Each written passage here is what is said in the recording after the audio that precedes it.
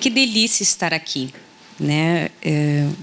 Ontem, quando eu deixava a Noemi em casa, quando saímos da União Planetária, eu dei uma carona à Noemi e ela disse: amanhã de manhã estaremos lá na Secretaria da Educação falando dele, né, do nosso mestre Paulo Freire. E aí eu disse para ela: eu espero sonhar com ele. Não sonhei com ele. Não sonhei, Noemi, mas a verdade é que quem é educador compartilha o sonho dele o tempo inteiro. Ou seja, ele traz para a educação exatamente essa perspectiva, ele renova dentro da própria pedagogia da esperança essa atitude de sonhar. E eu queria começar hoje com vocês essa nossa conversa, esse nosso diálogo, com uma frase dele, que é: sonhar não é um ato político necessário, mas também não é apenas um ato político necessário, mas também uma conotação da forma histórico-social de estar sendo de mulheres e homens. Faz parte da natureza humana que dentro da história se acha em permanente processo de tornar-se. Não há mudança sem sonho, como não há sonho sem esperança. A compreensão da história como possibilidade e não determinismo seria ininteligível sem o sonho. Ou seja, Paulo Freire, que em 2012, né, teve uma lei sancionada em que colocou Paulo Freire na situação de patrono da educação no Brasil. Então, quando a gente fala desse educador, eu acho que é muito interessante lembrarmos do fato de que ele hoje é o brasileiro que foi mais condecorado internacionalmente. Ele tem 41 títulos honoris causa, né, de diversas universidades. E quando eu ainda fazia pedagogia, eu lembro que quando eu entrei em contato com toda essa teoria e essa percepção de Freire, o que mais me chamou a atenção foi exatamente a rigorosidade científica que ele tem na profundidade da sua, né, dos seus ensinamentos, mas contrapondo com a leveza dos sentimentos. Então, o tempo inteiro, ele fala da responsabilidade de nós, enquanto profissionais da educação, levarmos uma educação libertadora, mas que isso não seja de uma forma pesada, que isso deve ser leve, né? Deve ter alegria no ato de ensinar. E eu acho que quando se fala do sonho, a primeira questão que eu acho que ele trouxe à tona foi num período da ditadura, quando ele conseguiu ali, exatamente quando a educação ela ainda muito voltada para uma visão positivista e cartesiana, ele consegue trazer o diálogo, a voz, em contraponto com o próprio silêncio que naquele momento imperava no nosso país, que era um período da ditadura.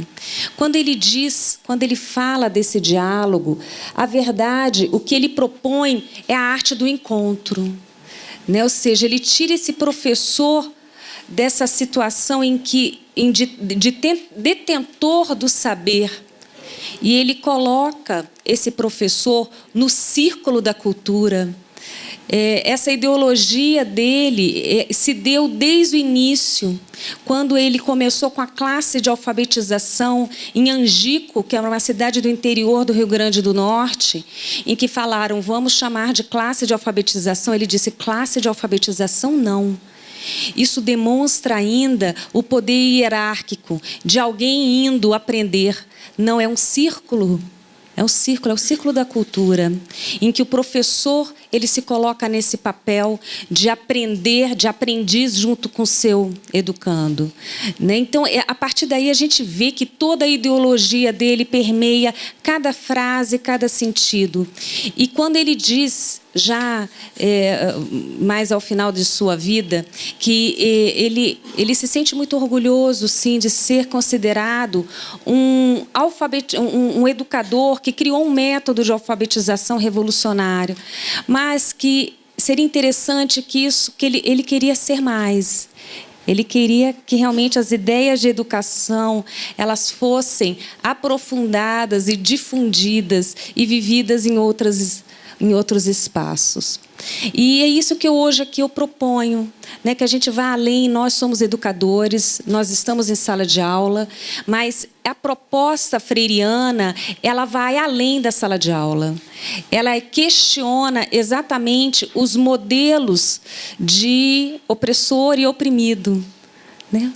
Onde o diálogo não há vez, em muitos momentos, né? E se nós pararmos para pensar, eu vou trazer os 3 pontos principais da concepção antropológica freiriana.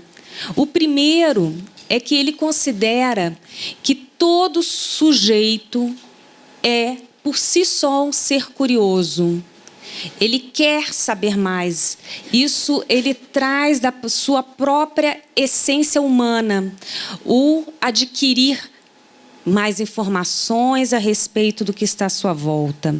O segundo ponto em que ele traz é desse ser inacabado, totalmente necessário do contato com o outro. Ele é um ser que necessita de cuidado.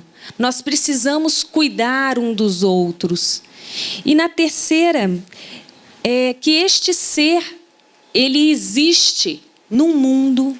Ele interage com esse mundo, com essa cultura, com essa sociedade, por meio de uma interação, mas que isso não tira ele, não dá a ele um papel passivo. Ele oferece a esse sujeito um papel totalmente transformador. Quando ele fala dessa compreensão histórica, ele dizia muito que ele era totalmente contrário. Ele acredita que os nossos educandos eles precisam ter acesso à realidade, à criticidade e à observação de como as coisas realmente acontecem. Mas ele era totalmente contrário ao fatalismo. Daí vem a pedagogia da esperança, porque ele acreditava que a partir do momento em que a gente instrumentalizasse esse sujeito em sala de aula para conhecer esse mundo, ele poderia influenciar nesse mundo. Esse mundo não precisaria permanecer do jeito que é. Essa é a capacidade que nós devolveríamos no ato de sonhar. Então, eu posso sonhar, se eu conheço esse mundo como é, mas eu sei que quando eu atuo nele, eu posso modificá-lo completamente, aí se estabelece a pedagogia das virtudes. Eu vou interagir com esse mundo enquanto um ser curioso, enquanto um ser que se relaciona, mas, antes de mais nada, enquanto um ser que transforma. Essa visão transformadora que fez com que ele fosse exilado, porque é oferecer muito poder dentro de um espaço tão pequeno como a sala de aula. Se, a partir do momento, todas as pessoas elas entrassem em contato com essa visão de que são seres em transformação e capazes de transformar o mundo à sua volta, isso se torna muito atemorizador, né? E aí eu trouxe uma outra frase, um outro trecho. O sujeito que se abre ao mundo e aos outros inaugura com seu gesto a relação dialógica, em que se confirma como inquietação e curiosidade, como inconclusão em permanente movimento na história. O diálogo é a conformação conjunta do professor e dos alunos no ato comum de conhecer e reconhecer o objeto de estudo. Exatamente esta visão de igualdade, em que esse processo é um processo construído coletivamente. O professor ele não é o detentor de saber que ali, por meio de uma educação bancária, ele vai depositar os seus conhecimentos naquele que está à sua frente. Não, ele vai construir junto, né, por meio de um diálogo, em que esse sujeito ele tem a sua própria voz.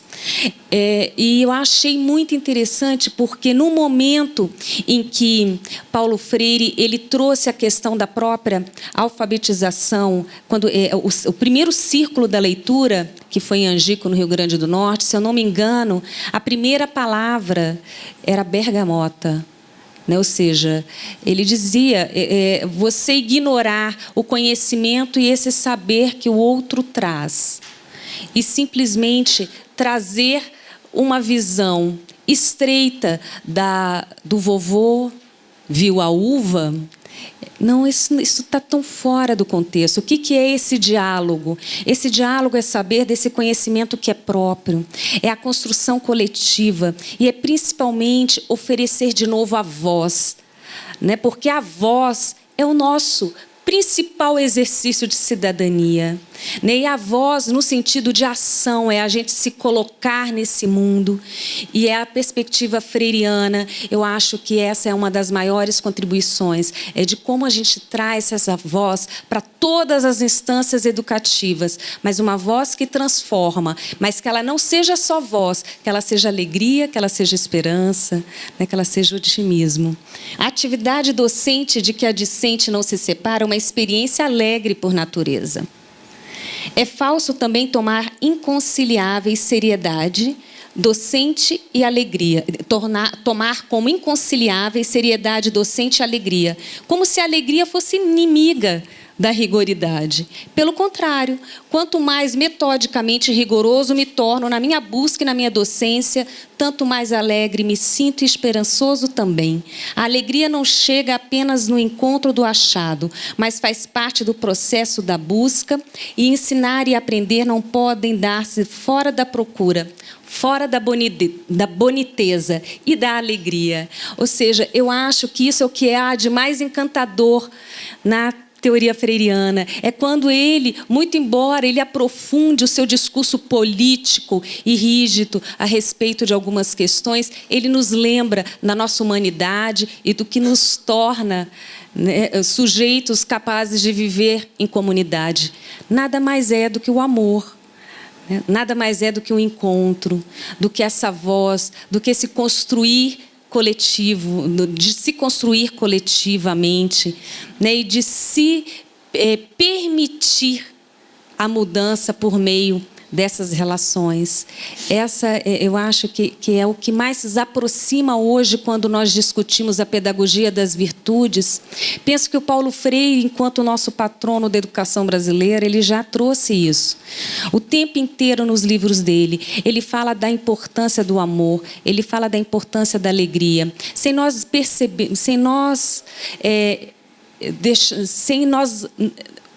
não nos esquecermos de que somos profissionais e que em toda profissão exige, sim, uma certa rigorosidade que confere a qualidade do ensino que nós vamos levar. Mas que, antes de mais nada, a gente lida com o material humano, e esse material humano, o que alimenta, nada mais é do que amor. Né? E eu queria, para finalizar aqui com vocês, trazer essa última frase dele. Eu sou um intelectual que não tem medo de ser amoroso. Eu amo as gentes e amo o mundo. E é porque eu amo as pessoas e amo o mundo que eu brigo para que a justiça social se implante antes da caridade. Exatamente é o que nós fazemos. Ou seja, estamos hoje aqui, numa manhã, né, dentro da sede da Secretaria de Educação, da capital do país, em que ele trouxe essas ideias. Quando ele trouxe esse sonho, eu assisti um documentário dele em que ele terminava dizendo que ele queria ser lembrado por nada mais do que um homem que amou muito. E eu achei bonito, ele termina o documentário falando sobre isso. E que sonhou com a possibilidade de um mundo diferente. A gente compartilha desse sonho. Eu não sonhei com ele hoje à noite, mas estamos sonhando aqui acordados, né? Somos educadores e nós sonhamos juntos a possibilidade de um mundo mais justo, mais democrático, mais amoroso e mais solidário. E que essa fala ela possa realmente entrar em contato com toda a nossa vivência e, principalmente, tornar prática nas vidas diárias. Só que, antes de terminar, eu gostaria de lembrar aqui um ponto. Todas as vezes quando eu leio e releio a obra do Paulo Freire, dependendo do momento da minha vida, eu faço uma leitura totalmente diferente. E a última leitura que eu fiz, quando li Pedagogia do Oprimido, é que nós, hoje, precisamos trazer a pedagogia do oprimido para um tema muito recente, né? Hoje que está muito emergente, que é a questão da própria ecologia. Eu penso que a pedagogia do oprimido possa ser um resgate da ecopedagogia, né? Enquanto, se nós considerarmos a Terra enquanto um ser, até que ponto nós damos voz a essa Terra? Até que ponto nós utilizamos de uma prática bancária com ela, só que nessa relação de uma forma diferente, não depositando nela conhecimentos, mas retirando de uma forma, às vezes, totalmente incoerente, né, os recursos e sem ouvir a voz da própria natureza.